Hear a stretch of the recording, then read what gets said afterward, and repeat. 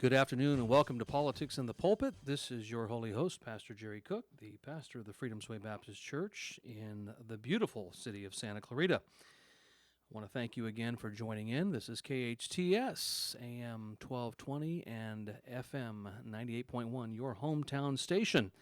Always glad to come to you every Wednesday at 2 o'clock. Hopefully you're telling your friends about the show. But evidently, just my topics end up bringing the interesting folks out. But nevertheless, please tell folks about the channel, tell folks about the program, and listen in every Tuesday and send in some good positive emails rather than some of the interesting stuff that we've been getting lately.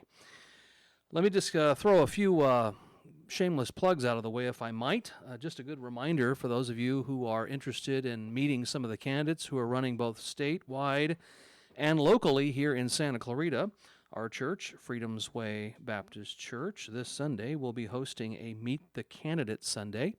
Let me just make mention this is an actual Sunday service, so this is not just a Sunday that has been set aside for the candidates in particular, but the candidates are there during our Sunday service.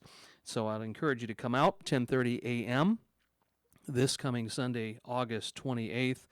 We will have congressional candidates, aspiring congressional candidates. We will have Board of Equalization folks, folks for the local school board here in Hart and in Santa Clarita, generally speaking.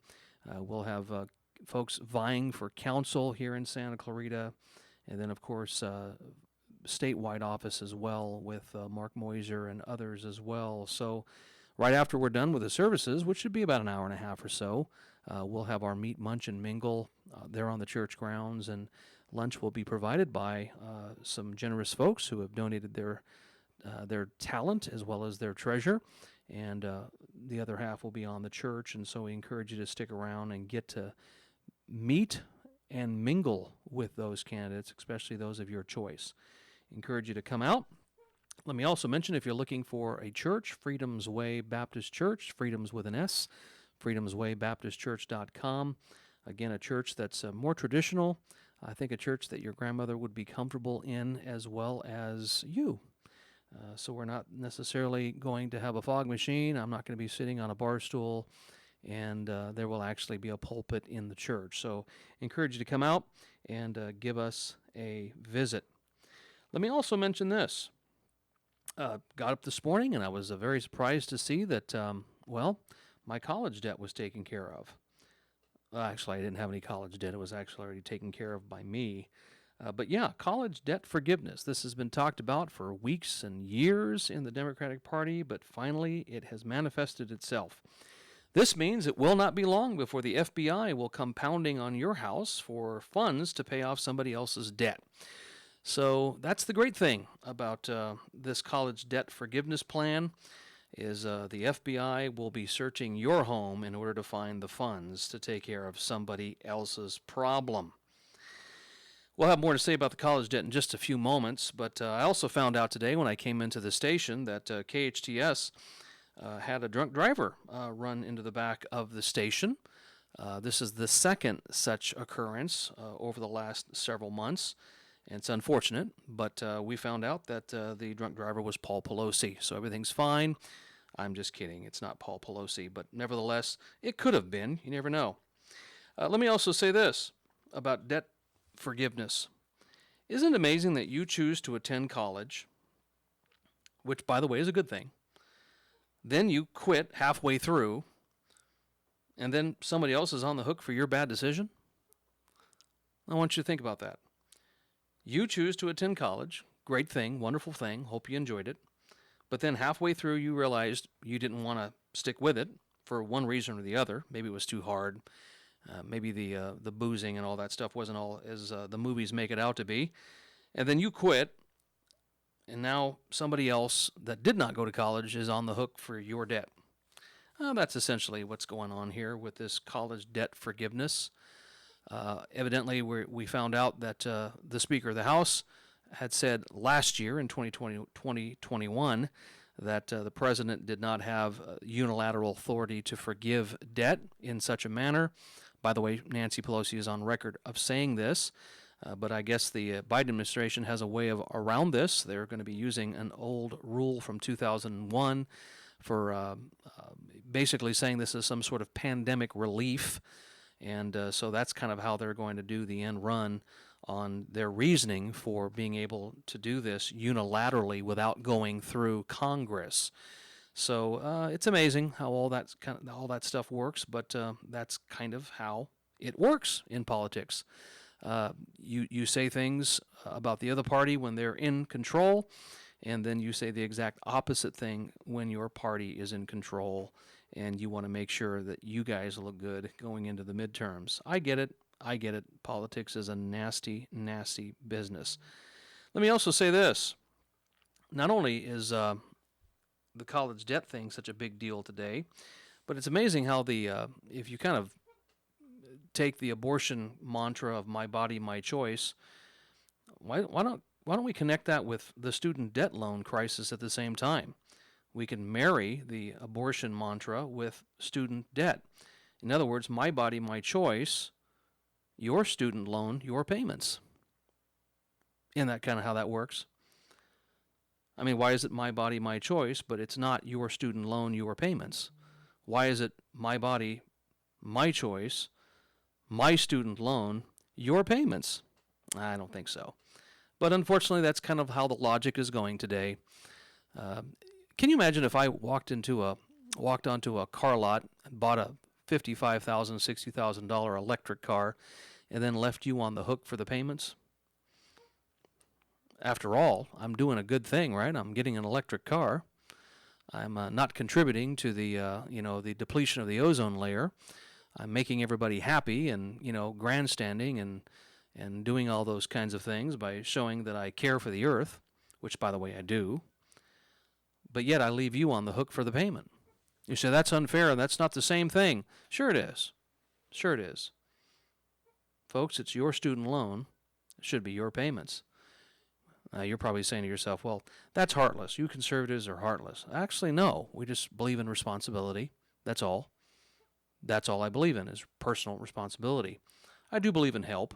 Don't get me wrong. But I believe in personal responsibility. It's kind of like the old liberal trope where, the guy is hungry, and so you graciously give him a fish. The problem is he's going to get hungry again. He's going to come back to you for another meal. And so you give him a fish again. And then you give him a fish again. And then you give him a fish again. And all you've done is you've established in the heart of that man or the heart of that woman dependence upon you for that meal. Now, the better option would be to give that man a pole and teach him how to fish, and he'll be self-sustaining. That's the difference between a constitutional conservative and a bleeding heart leftist. But I digress. Let me also mention some of the interesting phone calls and some of the emails we get here at the station specifically about this particular program. Some people have an aversion, or let me put it this way. Some people have a hard time reading proper English, and they see on their Facebook post, Politics and the Pulpit, and they assume that perhaps maybe I am broadcasting from my pulpit, which, by the way, I have no problem with, because I do that every Sunday and every Wednesday. But the implication from somebody was that, I must be broadcasting from the pulpit, and so therefore there is this thing called separation of church and state. Now, for those of you who have a misunderstanding or have been misinformed or have a lot of disinformation about separation of church and state, I would encourage you to listen to the first couple of shows that I did here on Politics and the Pulpit back in June. I think the first show I did was on the myth of separation of church and state. And not to go over all of the incidentals here, the phrase separation of church and state appears nowhere in any founding document, period, end of story. It's not in the Constitution. It's not in the Declaration of Independence. It's not in the Bill of Rights. Now, we do have in the Bill of Rights, in the first bill, the right to assembly and the right to religious freedom and the right to do those things that we do as a church, but there is no such thing as a phrase separation of church and state. As I mentioned in the first program back in June, that was a phrase that was taken out of a letter written by Thomas Jefferson to the Danbury Baptists, because the Danbury Baptists were concerned that their religious liberties were going to be taken from them.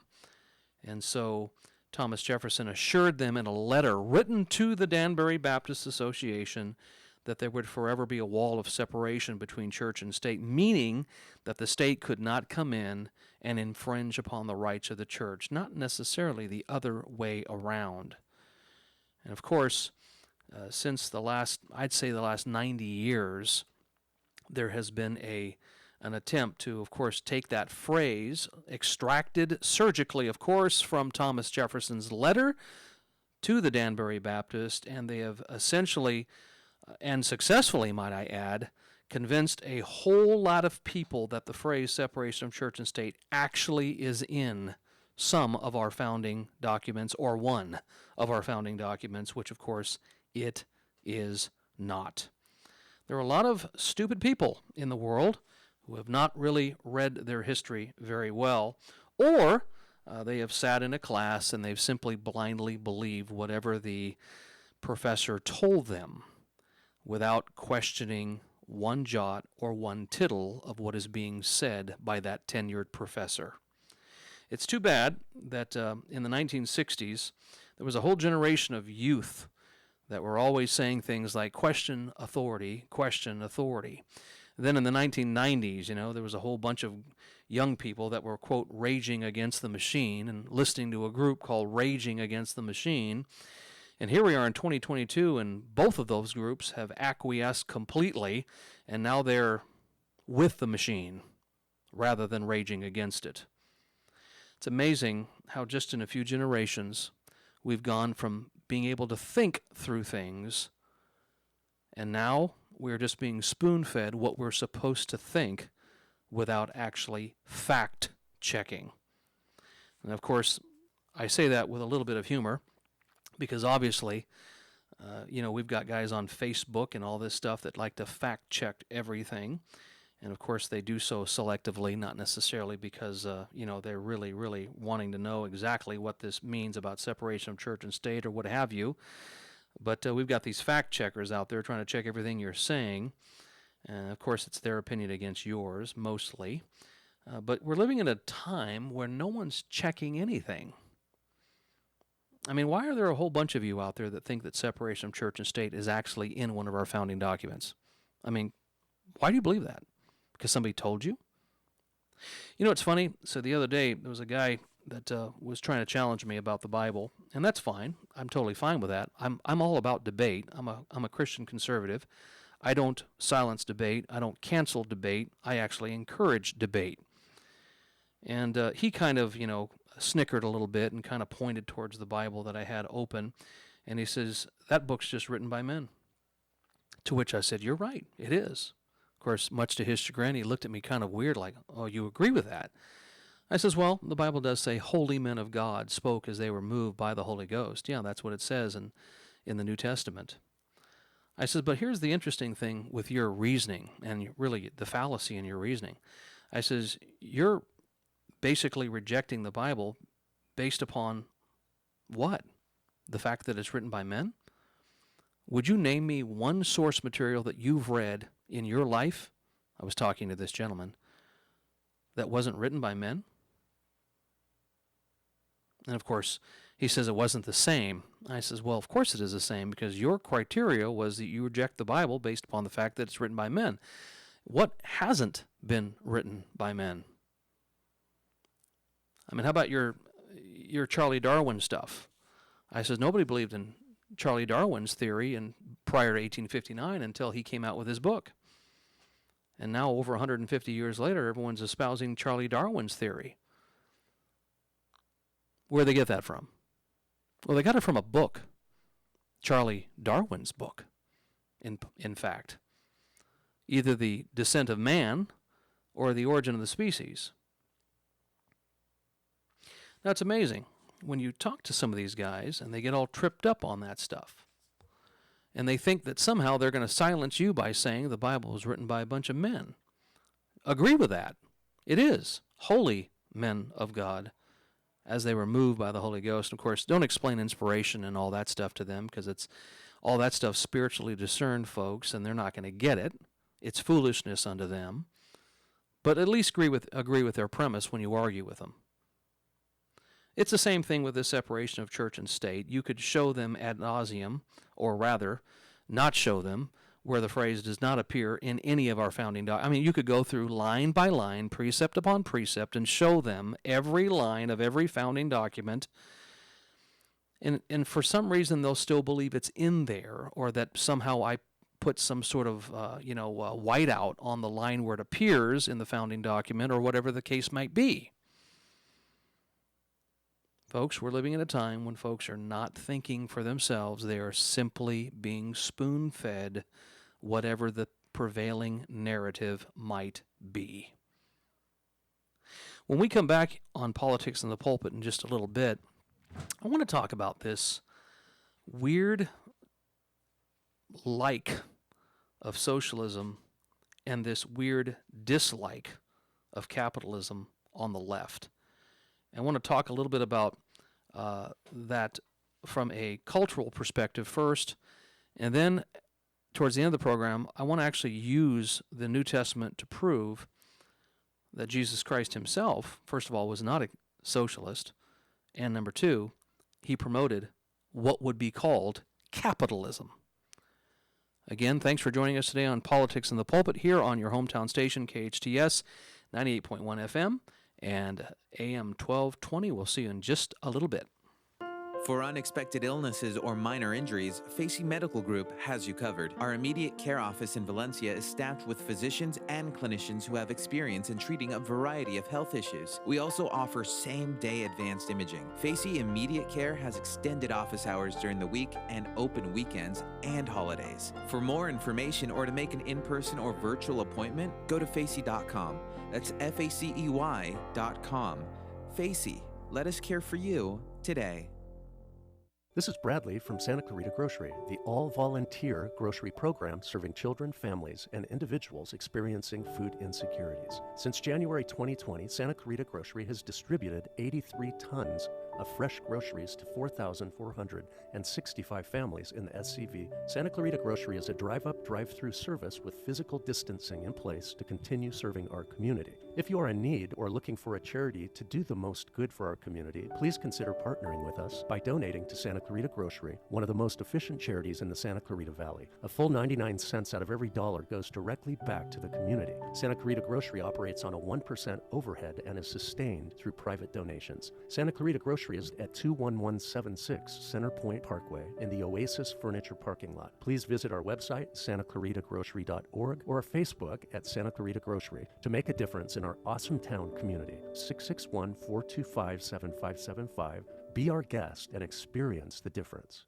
Aloha, friends! Go check out Honu Coffee, home of the best cold brew coffee. What makes their coffee special is how their organic coffee beans are infused with nitrogen to create a smooth and delicious cup of coffee. You'll also find traditional bold coffees and island-inspired signature drinks. They're the perfect place to catch up with friends or just relax with your favorite cup of joe. Honu Coffee on Lyons and Walnut in Newhall. Stop by and say aloha. And now for your convenience, a second Honu location at 23502 Lyons Avenue between Peachland and Apple. Why did Mercedes-Benz of Valencia win the Dealer of Excellence Award in 2019? Because we strive to provide the most outstanding sales experience. Mercedes-Benz of Valencia COO Chris Paz. We know you have high expectations. Our stellar team will meet and exceed your expectations. That's why we were named Mercedes Best of the Best, placing us in the top 10% of all Mercedes dealers nationwide. Find out how you can lease a new Mercedes for unbelievably low monthly payments. Details at mbzvalencia.com. In these challenging times with virus attacking, I built my immune system with IV therapy at Hestia Medical Spa. I'm KHTS owner Jerry Sreddy Goldman. My husband Carl and I believe Hestia's Medical Spa IV therapy has been a powerful addition for strengthening our immune system. I've been using an IV combination of vitamins and minerals to help me fight off COVID and other viruses. Boost your energy and immune system with IV therapy at Hestia Med Spa in Valencia. Details at hestiamedicalspa.com. Hometown, your hometown station.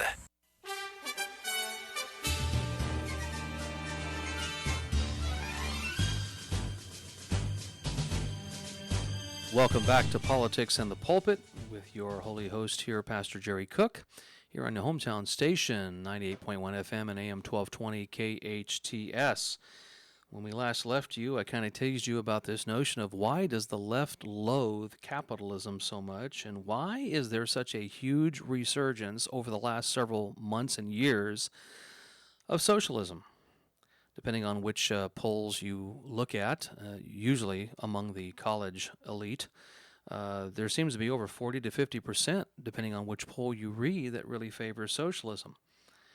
And of course, there's also polls out there that actually suggest that there are a bunch of folks in our country that actually like communism.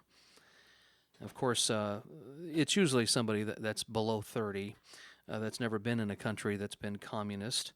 And of course, unfortunately, a lot of our grandparents who escaped European countries or Latin American countries that were communistic to come to America, they're not around anymore to pass down some of those stories of why they left Europe or why they left some of the Latin American countries to come to the United States to what they believed was a land of opportunity. But yet here in the last, I'd say the last 20 years or so, there's been a huge resurgence of a dislike of capitalism and an embrace of socialism and, yes, communism, which, of course, that's ultimately what socialism will lead to, is communism. And I would actually make the suggestion and the correlation that forgiving student loan debts is actually akin to socialism, because essentially you're just taking somebody else's debt and distributing it debt-wise among a bunch of people that in some way, in some capacity, they are going to have to pay for at some point. But I'd like to make a couple of interesting observations this afternoon if I could, and hopefully I'll have enough time on the program to do this. But I'd like to read a few highlight portions of an article that I read called On the Correlation of Capitalism and Christianity, written by a guy named Grant Donovan, who writes for a particular organization called the Initiative for Faith and Public Life. And he begins by quoting a verse, which of course a lot of people on the left would have an aversion to, and some people would probably think is really heartless.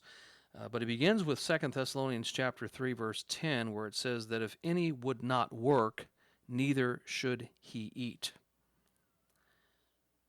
Yeah, that's exactly what it says, that if any would not work, neither should he eat. Seems like a common sense statement to me.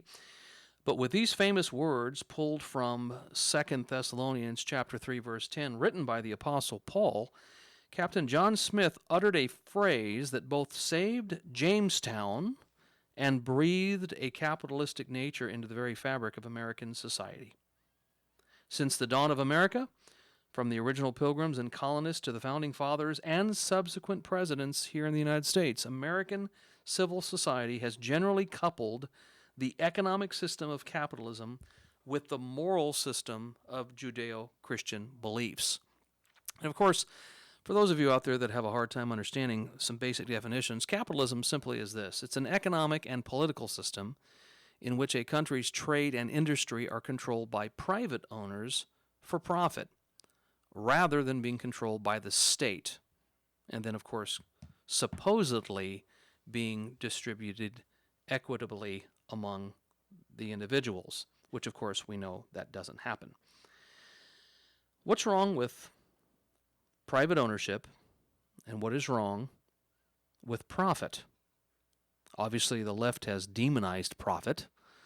When Mitt Romney ran in 2012 against Barack Obama in his second term, he was successfully branded as a, quote, vulture capitalist, right? Kind of a play on words there, venture capitalist, so they called him a vulture capitalist, trying to somehow make it seem that it's bad, to be a capitalist and bad to have profit. What is wrong with private ownership? Let's just start there. Not even worry about profit yet. What's wrong with private ownership? If you'd have asked me 20 years ago if I would ever own property in the state of California, I would have probably looked at you and said you were nuts. And that was 20 years ago when things were a lot cheaper in California. Here we are 20 years later, and I own a piece of land here in Southern California with a beautiful home on it, with animals, And I love it. Now the question is this: is it evil that I own it? Is it wrong that through hard work and grit and determination, and of course providentially, God has allowed me to purchase a piece of property here in Southern California? Again, 20 years ago, if you'd have asked me, I'd have said you were nuts. But here I am, piece of property, beautiful home, beautiful family. Is that a bad thing because someone down the street is renting? Do you know there are some people that actually choose to rent, and they're actually content with that? Now, that's not my problem. If they're content with renting and not ownership, that's fine with me. I don't have a problem with that. But the fact of the matter is, I don't want to rent. I remember the day it dawned on me that I was paying as much for rent as the guy next to me was paying for the mortgage on his home. I was living here in Santa Clarita, had just moved from Norwalk, from a townhome, and I was renting a home in Northbridge. And I was paying at that time $1,300 a month, which technically wasn't that bad for a home in Northbridge. Who knows what it would be today. And I was watering my lawn, and the next-door neighbor was watering his yard, and we were just kind of having a conversation. And for some reason, during the course of this conversation of both of us watering each other's yards, without the government scrutinizing, of course, how much water we were using, he was going on about how he had to just pay his mortgage today, and I says, "Well, how much was that?" Just out of curiosity, and he said it was $1,380. Of course, I didn't tell him how much I was paying for rent, but he was only paying $80 more a month for a mortgage for a home that he would ultimately own than I was paying for rent for a home that I would never own. And at that point, I said to myself, I am not going to rent anymore. And that led my wife and I to buy a home, a fixer-upper, to say the least, over in Canyon Country. And we bought that little duplex, and graciously some folks and friends around us were gracious enough to use their time to help us with that house and fix it up, and we were able to buy it for about $257,000 at the time, 2006, I believe it was, 2007. And then we sold that home in 2016 for over $410,000. And then we were able to take some of that money and put it towards the home we purchased just up the street. Now again, I think that's a great thing. If someone can go from renting to owning, I think that's a good thing. But we are not all that different today. I want to read a little bit more from this article. Although a recent resurgence in socialist ideals show a possible counter-trend, much of America's historical and contemporaneous constituency has affirmed the economic system of capitalism, none more so than the conservative Christian demographic.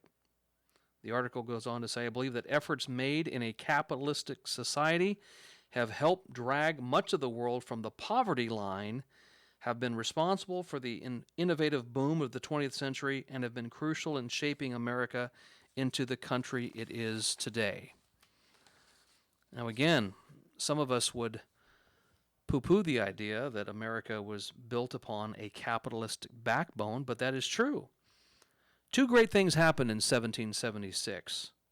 One was, of course, the writing of the Declaration of Independence, but the other wonderful thing and influential thing that occurred in 1776 was Adam Smith's book, The Wealth of Nations.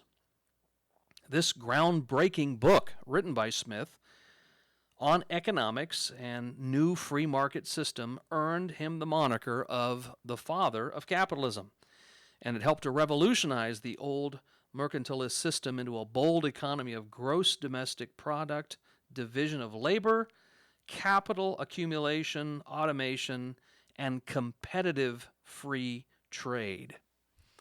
You know, some of us kind of wander, when we drive down the street and we see four corners and we see four different gas stations with four different sets of prices, we say to ourselves, you know, what's the big deal with the four different sets of prices? There's the Shell over there with, you know, $4.10. Now, of course, if that was happening right now, we'd be all going to that Shell, right? It's not $4.10, but we're just using a little bit of what was. How about that? It's $4.10 over here for regular, but on that corner it's $4.95, but on the other corner it's $3.99. Well, wouldn't you logically go to the gas station that was cheaper?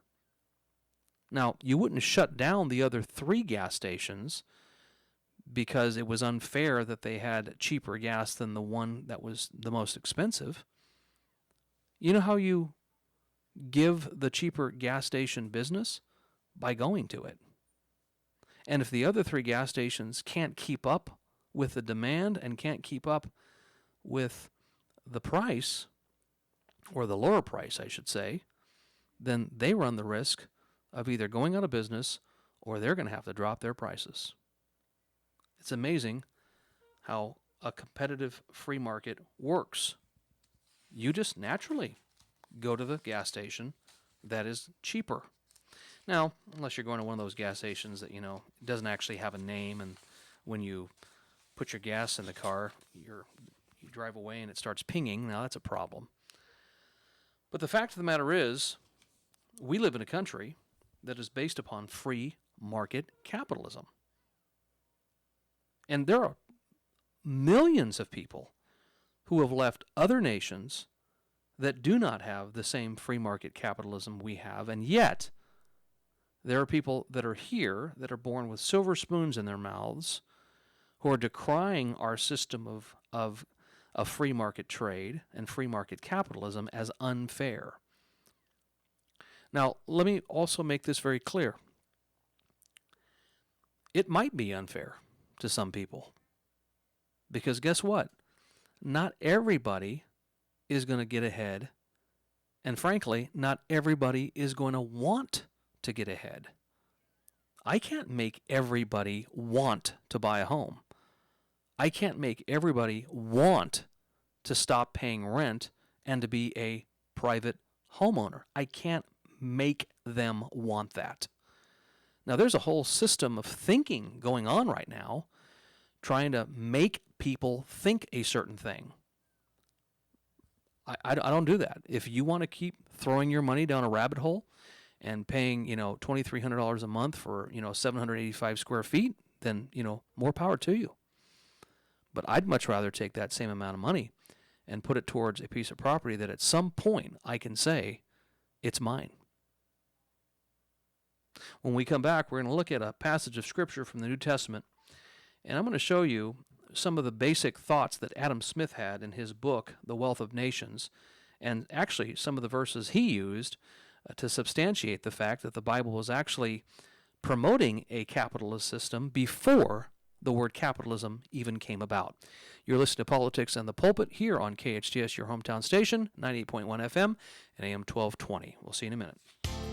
There are many memorable restaurants in Santa Clarita, but 3 words stand out from the crowd. Mom can cook. Mamá puede cocinar. Mom can cook the best Thai food on this side of the planet. Mama fait la cuisine. No matter what language you use, Mom Can Cook says it all. Thai food at its finest, all your favorite dishes and Mom's very own original specialties. Experience it on Soledad by the Canyon Country Post Office. Mama 요리가 좋으세요? Mom Can Cook.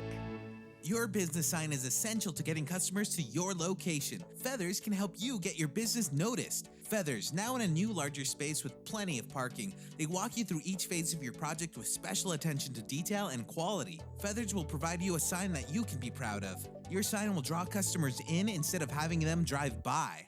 Visit Feathers online at feathersigns.com or go to Feathers' brand new bigger location at 26017 Huntington Drive off Rye Canyon or call 298-9442. Right now, as you're listening to this, the last thing on your mind is needing a plumber. Whitaker Plumbing understands. That's why we want you to store this in the for later use file in your brain. Whitaker Plumbing will handle all emergencies. Your toilet won't stop running? Call Whitaker. Your sink is dripping? Call Whitaker. Your garbage disposal sounds funky? Whitaker will handle it. Upgrading your water heater? All your plumbing services with one call. Whitaker Plumbing. Whitaker with 1T Plumbing, SCV.com. Dr. Neil Green has been treating Santa Clarita patients and making them smile for over 35 years. As a child, Dr. Green had a fear of the dentist and disliked even simple checkups. Today, he's sensitive to your needs. If you have anxiety about getting a checkup, he understands your apprehension even if you've avoided the dentist for years. Discover the comfort of visiting a dentist with Dr. Neil Green. Dentistry is his profession. People are his focus. NeilGreenDDS.com. That's Neil, Neal Green, DDS.com. People deserve a break on their cost of living, a break on everyday purchases like filling up their gas tank. This is Assemblywoman Suzette Valladares. I led a group of Republicans and Democrats in authoring a suspension of California's gas tax. Along with increasing American oil production, we can help struggling families now by hitting the brakes on the gas tax and lowering what you pay at the pump. We can move forward towards a more affordable future, something Californians desperately need, by taking thoughtful action beginning with the gas tax suspension.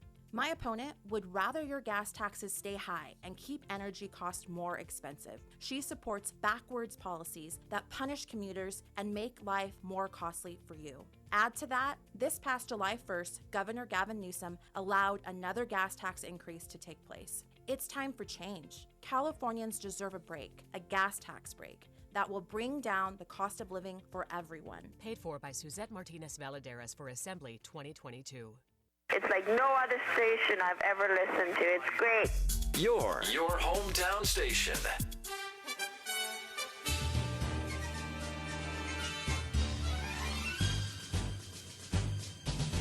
Welcome back to Politics in the Pulpit here on your hometown station, 98.1 FM and AM 1220 KHTS. I want to give a quick shout out to a friend of mine who's listening in all the way from the state of Missouri, Ricky Owens. Hopefully, we'll see each other very soon. When we last left you, we were talking about whether or not the Bible actually promotes something that we would call capitalism. Now, of course, capitalism wasn't really called that until the 18th century, but the fact is there anything in the New Testament that guys like Smith would have looked at and said, I'm drawing from the biblical narrative and I'm coming to a conclusion that the Bible has some analysis here that would seem to fit this thing called capitalism? Well, for the next few moments, I'd like to just read a lengthy passage to you, but I need to do this in order to make my point. This is taken from Matthew's Gospel, chapter 20, verse 1 and following, where it says, "The kingdom of heaven is likened to a man that is an householder, which went out early in the morning to hire laborers into his vineyard. And when he had agreed with the laborers for a penny a day, he sent them into his vineyard." Now, keep in mind, this is 2,000 years ago, so we're not paying a penny a day today. "And he went out about the third hour and saw others standing idle in the marketplace, and said unto them, Go ye also into the vineyard, and whatsoever is right I will give you. And they went their way. Again he went out about the 6th and 9th hour, and did likewise." He did the same thing. "And about the 11th hour he went out, and found others standing idle, and saith unto them, Why stand ye here all the day idle? They say unto him, Because no man hath hired us. He saith unto them, Go ye also into the vineyard, and whatsoever is right, that shall ye receive.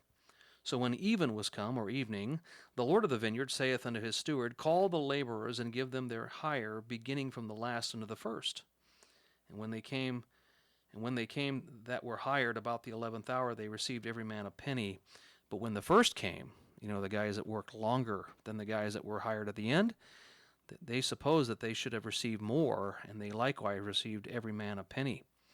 And when they had received it, they murmured against the goodman of the house, saying," in other words, they murmured against the householder, the boss, if you will, saying, "These last have wrought but 1 hour, and thou hast made them equal unto us, which have borne the burden of the heat of the day." But he answered one of them and said, "Friend, I do thee no wrong. Did you not agree with me for a penny? Take that is thine, go thy way, and I will give unto this last, even as unto thee. Is it not lawful for me to do what I will with mine own?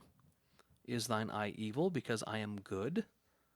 So the last shall be first, and the first last, for many be called, but few chosen." Now that lengthy passage from Matthew chapter 20, verses 1 through 16, gives us a snapshot into the heart of the Lord Jesus Christ in the gospel narratives. God gives men, both in the Old and in the New Testament, God gives men the right to own property and to be the producers and distributors of their own goods. And this particular parable right here of the kingdom of heaven, about a a householder going into the marketplace to hire laborers to work in his vineyard is a perfect example. The first thing you should take note here is in verse 1, he's called a householder, which means that he was invested in the production and distribution of goods, and he was also invested in the care of numerous people who were under his employment. And the other interesting to note is in verse 1 of chapter 20 of Matthew, that this vineyard is called his vineyard. By the way, not just in verse 1, but in several other places. Verse 2, it says, he sent them into his vineyard. Notice that this wasn't communal property. This wasn't everybody else's vineyard. This was his vineyard. He owned it, and he saw fit to hire who he wanted to hire for the particular price that they agreed to be hired to. And then I want you to also notice that he agreed with the laborers on what they should be paid. It wasn't that he just threw out a number and they had to coalesce and say, that's exactly what we want. No, they had to agree on what they were to be paid. So again, verse 2 of Matthew 20 says, and when he had agreed with the laborers, there was no union here to bargain on behalf of the laborers. It was just the laborers and the vineyard owner. That was it. No government agency stepped in. None of that. They just, like human beings, agreed to what was to be paid. And then I want you to notice also in verse 3, there were no welfare programs available at the time, else they would have been at home drinking beer and watching television. Notice it says in verse 3, and he went out about the third hour and saw others standing idle in the marketplace. In other words, they were just standing out. There was no government source to come out there and just say, hey, we're going to give you free money. No. They were standing in the marketplace waiting for someone to talk to them, much like this vineyard owner, to barter with them about a price to come work for them. And that is exactly what happened. Again, there was no welfare program at the time, and the absence of socialist policies forced them to go out and make themselves available for work, which is why they stood in the marketplace. Some of us kind of decry those that stand, in the parking lots of a rental place or a Home Depot or what have you. And some of them might even be illegal immigrants. But the fact of the matter is, at least they're wanting to work. Put aside the illegality of the fact that maybe they might be here illegally. It doesn't matter, but at least they're here for the purpose of work. That's a good thing, that they would be wanting to do something. And trust me, when someone pulls up to them, they agree on a price. How do I know that? Because I've done it myself. You agree on a price. And then I want you to notice something else here that's interesting in verses 4 and 5 of Matthew chapter 20. Apparently, the boss was a fair and trustworthy man because this group agreed to work for whatsoever is right. It says here in verse 4, and he said unto them, go ye also into the vineyard, and whatsoever is right I will give you. And they went their way. A good householder, a good owner who owns a vineyard or what have you, is going to agree with whatsoever is right. In other words, a hard day's work for a well-deserved, hard-earned pay is essentially what they were agreeing to. Today, we're decrying whether or not $15 an hour is even, is good anymore. That's so 2 years ago. But at the same time, I'm hearing the same kind of people who argued for that, a couple years ago, saying, "Man, I can't get away from a fast food place for less than $30." I'm just wondering where that extra pay is going to come from. It's going to come, obviously, pass it down to the product in order for the consumer to pay the rest. And then I also want you to notice this. It says here that he started to pay those whom he hired last first before he started paying those whom he hired initially. Now, this is an interesting thing. You say, why would he hire a bunch of people first, then have them go into his field, and then several hours would transpire, and then he would go back into the marketplace and he'd hire some other people for the same price, and obviously they worked less than those who were hired initially, but yet it says that he ends up paying those who were hired last first, and then starts to pay those who were hired first. Well, this actually gives you a little bit of a glimpse into the heart of people. I'll read the passage. Verse 9 says, and when they came that were hired about the 11th hour, meaning towards the end, they received every man a penny. But when the first came, those who were hired first, who worked the longest in the vineyard, they supposed that they should have received more. And they likewise received every man a penny. Verse 11 says, and when they had received it, they murmured against the goodman, the vineyard, the guy they agreed to, of the house, saying, these last have wrought but only 1 hour, and thou hast made them equal unto us, which have borne the burden and heat of the day. Translation, we've worked more hours, but yet they're getting paid the exact same amount. Well, you know what that does? I think the vineyard owner is trying to give them a glimpse into their heart. These last have wrought but 1 hour, and thou hast made them equal unto us, which have borne the burden and heat of the day. So what happens is the sin nature creeps in, and these first workers would have been content with their pay, since they agreed for a penny a day, but when they saw that the other workers received the same, only then did they start expecting more for themselves. You say, what's that called? That's called covetousness. Plain and simple. And it led to the sin of murmuring here in the passage. When Captain John Smith looked at this, among other New Testament passages, he said, that sounds like a great system to erect in the United States of America. Just read Wealth of Nations. You'll see that Matthew chapter 20 is actually quoted quite extensively in much of his work. Why? Because capitalism is based upon a biblical principle.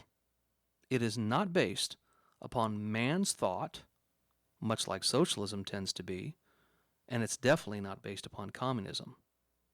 It is based upon a biblical principle. So, to conclude this afternoon, why does the left hate capitalism so much, and why do they really love socialism and communism? One has a biblical origin, so they cannot abide by that. The other two have an origin from the heart and the mind of a man. That is what we're going to uphold, because most socialists and most communists tend to be humanists and not biblicists. This is why the left has an aversion to capitalism, because it has a biblical underpinning.